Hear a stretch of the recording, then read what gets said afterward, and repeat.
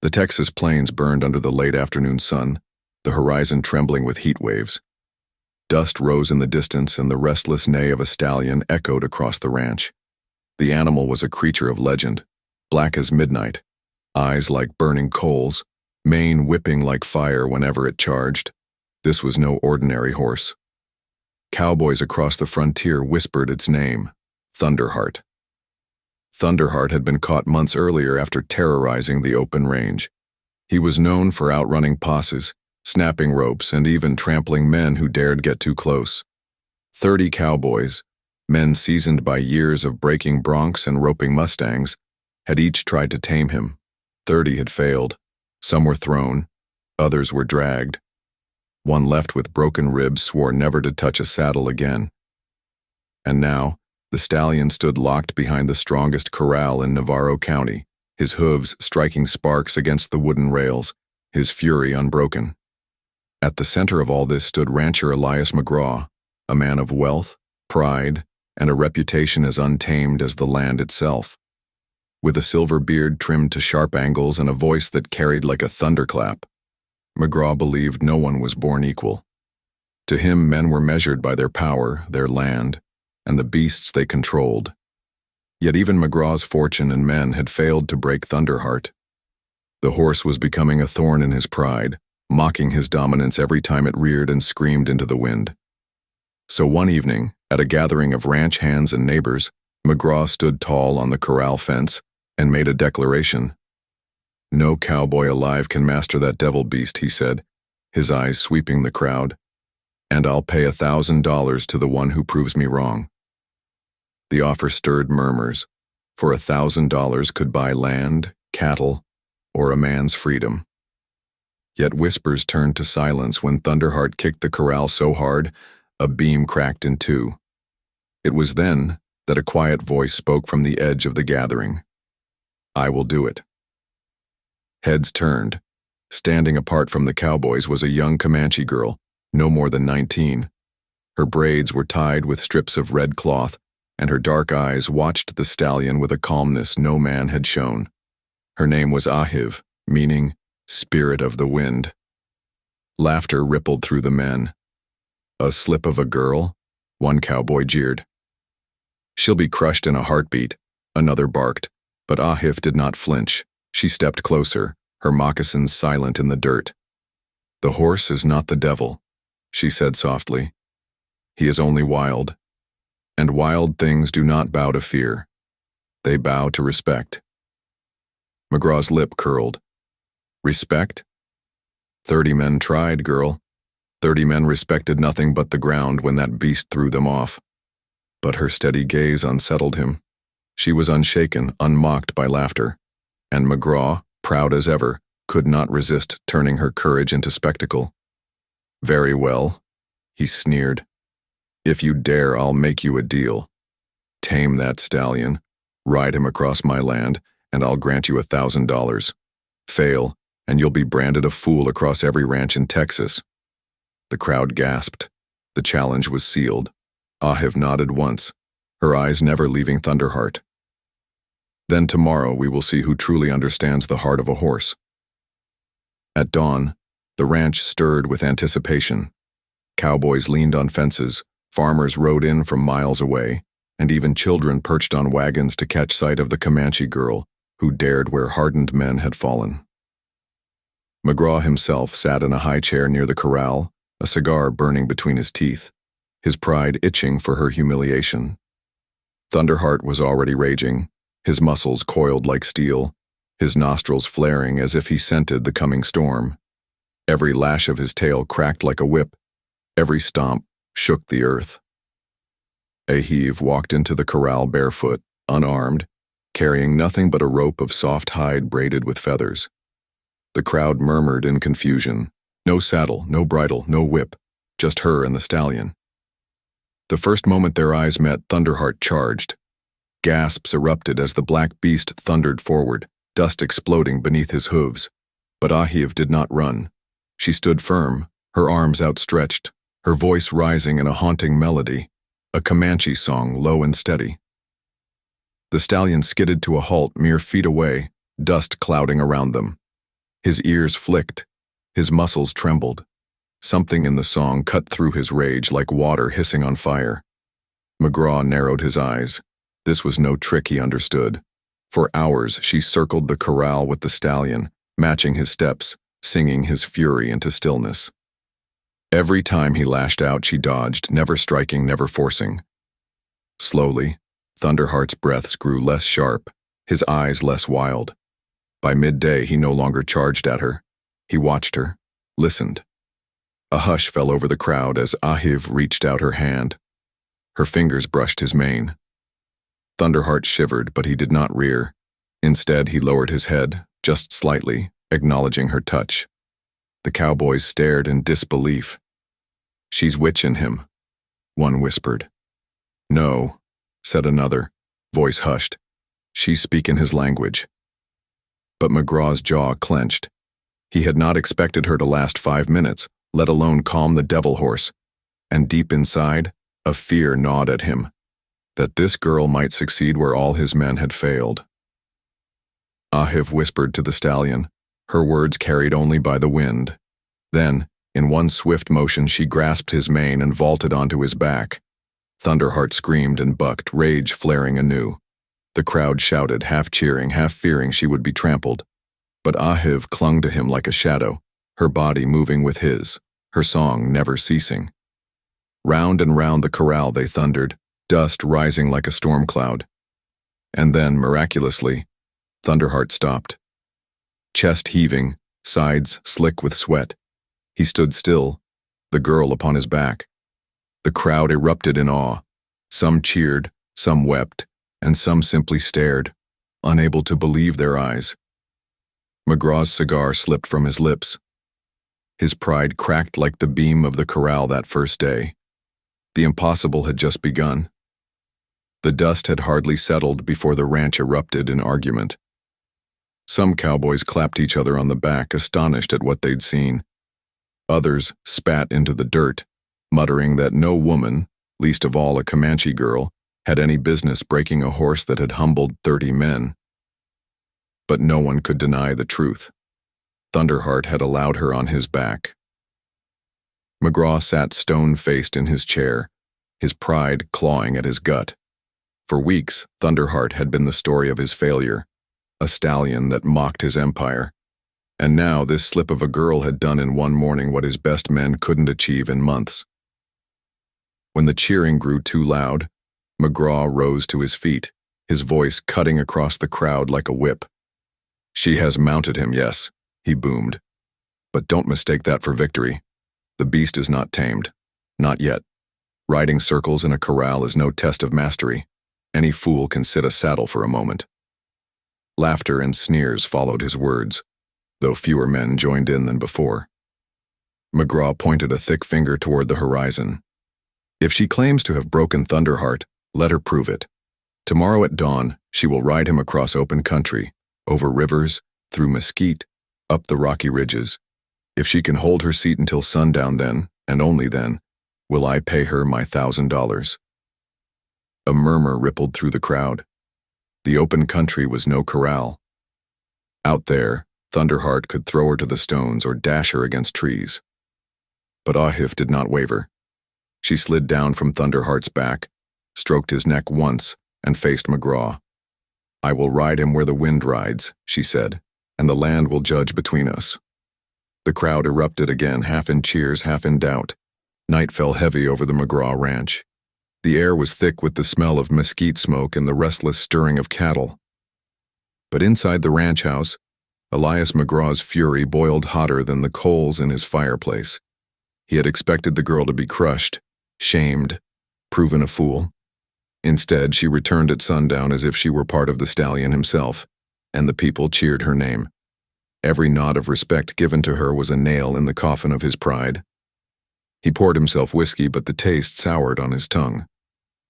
"No more games," he told Cutter, who leaned against the mantel, his scarred face half hidden in the firelight. "She's made me a laughingstock once. I won't let it happen again. Tomorrow she won't ride home alive." Cutter's eyes glittered. "Accidents happen easy on the frontier. One slip of a cinch, one snake spooked into a trail. He smirked. Nobody would ask questions. McGraw grunted approval. Make it clean. No one can trace it back to me. Outside, Ahiv sat near the corral with Thunderheart, humming softly. The stallion stood loose and unbound, his ears flicking at every note of her song. She pressed her forehead against his neck and whispered, "They hate what they cannot master, but the earth is wide and the wind will carry truth farther than lies." Unbeknownst to her, Cutter had already set his plan in motion. He bribed a pair of drifters with coin and whiskey to dig a pit on the trail she would ride at dawn. They lined it with stakes, covered it with brush, a hidden death trap.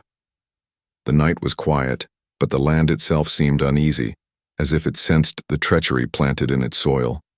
Morning came with a crimson sky, the kind old riders called a blood warning. The crowd gathered once more.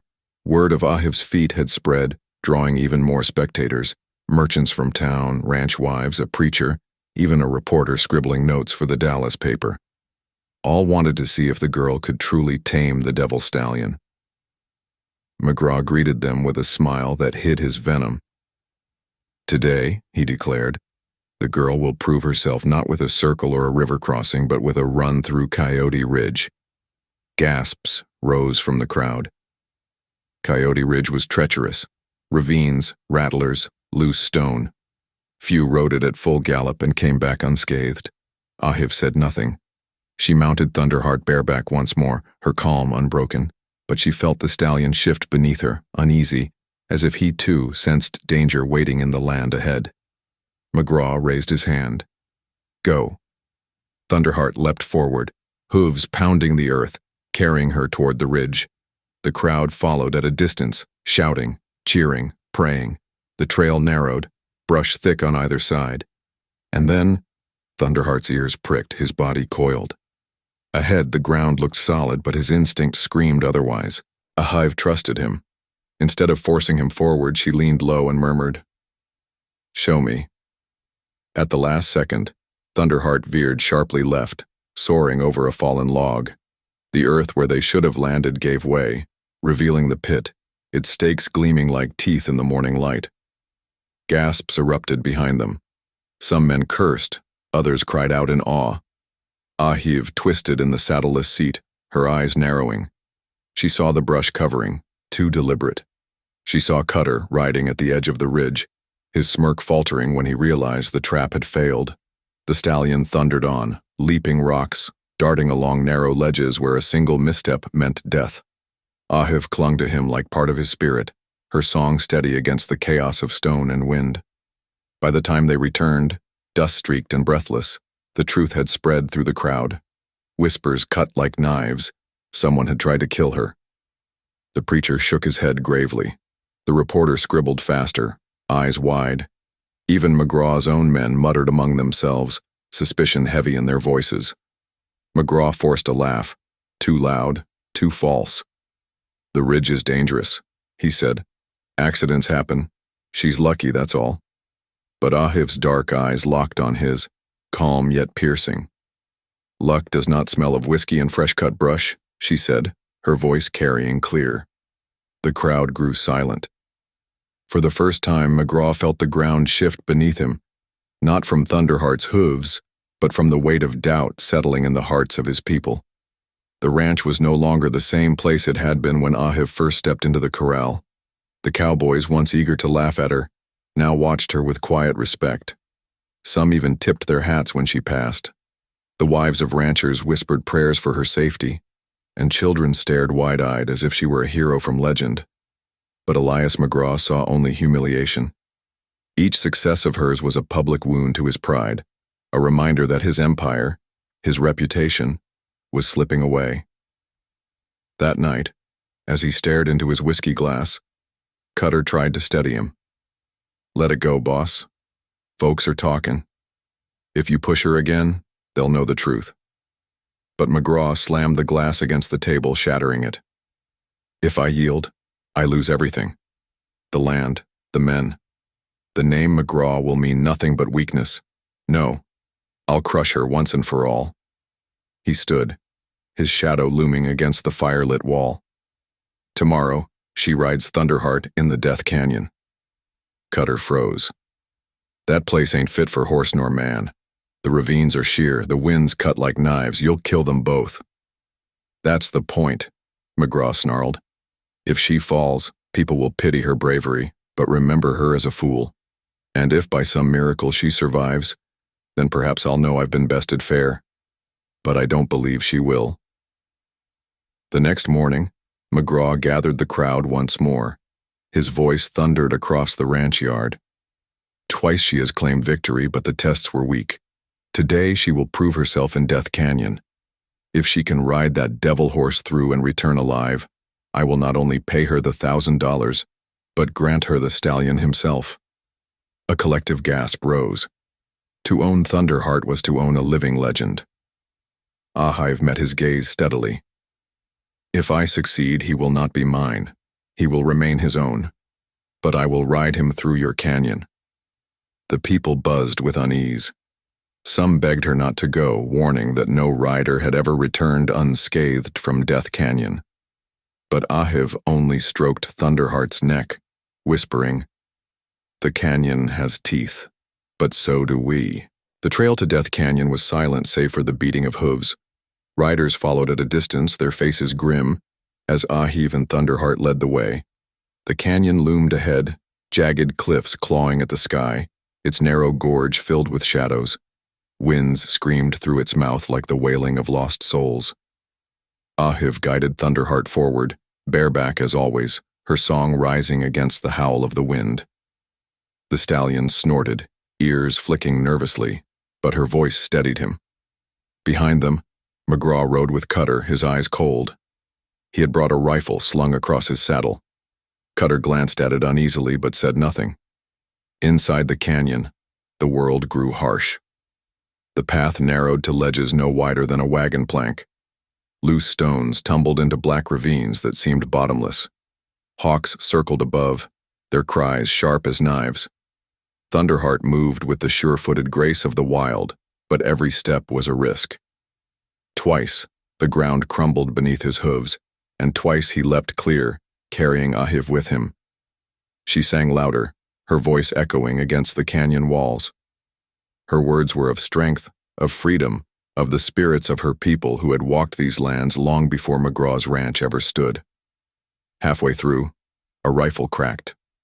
The shot echoed through the canyon, stone chips flying near Thunderheart's hooves. Gasps erupted from the riders watching above the cliffs. Ahive did not look back. She knew who had fired. Instead, she pressed closer to the stallion's neck and whispered, "Run, my brother. The canyon cannot hold us." Thunderheart reared, then surged forward like a black storm. He bounded over crevices, dodged falling stones, his mane whipping in the wind. Another shot rang out, but it struck only rock. McGraw cursed, fury burning hotter than the sun. Cutter grabbed his arm. "Stop! They'll see it was you. You'll lose everything." But McGraw shook him off, his pride blinding him. He raised the rifle again, and then a hawk swooped down, its cry splitting the air. Startled, his shot went wild. The recoil threw him from his saddle, and he crashed against the canyon wall. The crowd above gasped as the rancher tumbled into the dust, his rifle clattering down the rocks. By the time Ahive and Thunderheart burst from the far end of the canyon, the sun was setting in a blaze of red and gold. They emerged whole, unbroken, a vision of freedom against the dying light. The people erupted in cheers. Hats flew into the air. Children shouted her name. Even hardened cowboys wiped their eyes. And in the distance, Elias McGraw lay in the dust, his empire crumbling like the stones around him. When the crowd reached the canyon's end, they found Elias McGraw sprawled in the dust, his face bloodied, his pride shattered. Cutter tried to lift him, but whispers spread faster than help could arrive. He fired on her. I saw the shot myself. The rancher tried to kill the girl. Men who once swore loyalty now spat in the dirt. Ranch wives turned their faces away. Even the preacher shook his head. McGraw staggered to his feet, his voice hoarse but defiant. She bewitched the beast. She shamed us all. I did what any man of sense would. But the words died under the weight of the crowd's silence. The reporter from Dallas closed his notebook with finality. "They'll write of this in every paper," he said. "Not of your empire, McGraw, but of your cowardice. A rich man undone by a girl and her horse." Cutter muttered something under his breath and walked away, leaving his employer standing alone. One by one, the others followed. Ahiv dismounted Thunderheart and approached. Her eyes, calm as ever, locked onto McGraw's. "You tried to break me as you tried to break him," she said. "But the wild cannot be beaten into chains. It can only be met with respect." McGraw swayed, his fists trembling.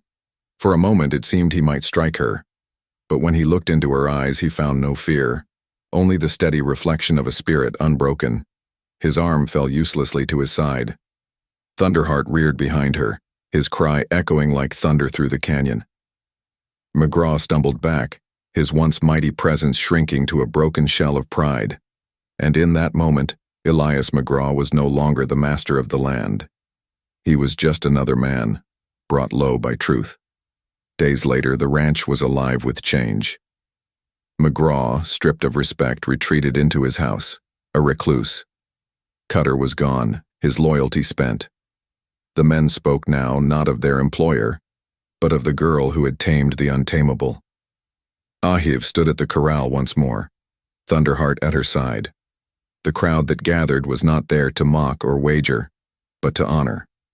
Farmers offered her gifts of food, women brought blankets, and children begged to hear her songs. The preacher lifted his voice. "You have shown us what pride blinds us to, that strength lies not in force, but in harmony, that the wild is not our enemy, but our teacher." Thunderheart bowed his head as if in agreement, his mane glinting in the sunlight. When McGraw finally emerged, gaunt and hollow-eyed, he carried a deed in his hand. "The stallion is yours," he said bitterly. "Take him. Take the $1,000. Take it all." But Ahiv shook her head. "I claim no man's wealth, and Thunderheart is not mine to own. He will run free, as he was born to do." With that, she unlatched the corral gate. The stallion stepped forward, muscles coiled, eyes burning with freedom.